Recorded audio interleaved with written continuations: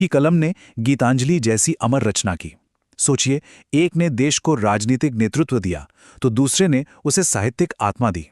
तो नेताओं और लेखकों ने तो देश को दिशा दी, लेकिन हमारी पहचान उस धरती और उस इतिहास से भी तो जुड़ी है जिस पर हम रहते हैं। चलिए अब कहानी का कैनवस थोड़ा और बड़ा करते हैं और प्राकृतिक अजूबों से लेकर इंसानी कारीगरी के चमत्कारों तक चलते हैं। तो चलिए एक पल के लिए भारत की सीमाओं से बाहर निकलकर पूरे ग्रह को देखते हैं। हमारी धरती की सतह पर राज करने वाला पानी का वो सबसे विशाल भंडार कौन सा है? यह है प्रशांत महासागर। इसकी विशालता का अंदाजा लगाना है तो ऐसे समझिए कि दुनिया के सारे महाद्वीप इसमें समा सकते हैं और फिर भी जगह बच जाएगी। यह हमें प्रकृति की उस भव्यता और हमारे अपने छोटेपन का एहसास कराता है। तो प्रकृति की इस विशालता से अब आते हैं इंसानी हाथों के एक कमाल पर। इतिहास की ये बुलंद मीनार जो सदियों से आसमान को छू रही है, ये आज कहाँ खड़ी है? दिल्ली में। बिल्कुल।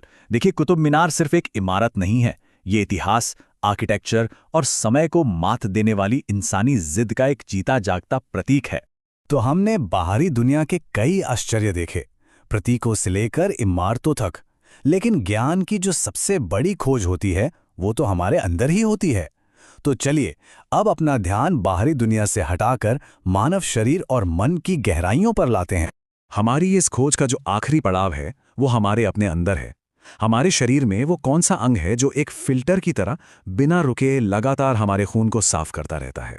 वो है किडनी, हमारे शरीर की नेचुरल प्यूरिफिकेशन सिस्टम। अब जरा सोचिए, जैसे किडनी हमारे खून से गंदगी हटाती है, ठीक वैसे ही दर्शन यानी फिलॉसफी हमारे विचारों को साफ करती है, और यही विचार हमें हमारे सबसे पहले सवाल के जवाब तक ले जाएगा। तो लीजिए, हम घूम फिर कर अपनी यात्रा में वहीं आ गए हैं जहां से हमने शुरुआत की थी। अगर ज्ञान हमारे विचारों को शुद्ध करता है, तो इस सबसे शक्तिशाली और शुद्ध विचार का, सत्यमेव जयते का असली सोर्स क्या है? इसका जवाब हमें मिलता है एक बहुत ही प्राचीन ग्रंथ में, मुंडक उपनिषद। और यहीं पर हमारी कहानी के सारे धागे आकर जुड़ जाते हैं। ये ग्रंथ हमें सिखाता है कि सच की खोज सिर्फ कोई बाहरी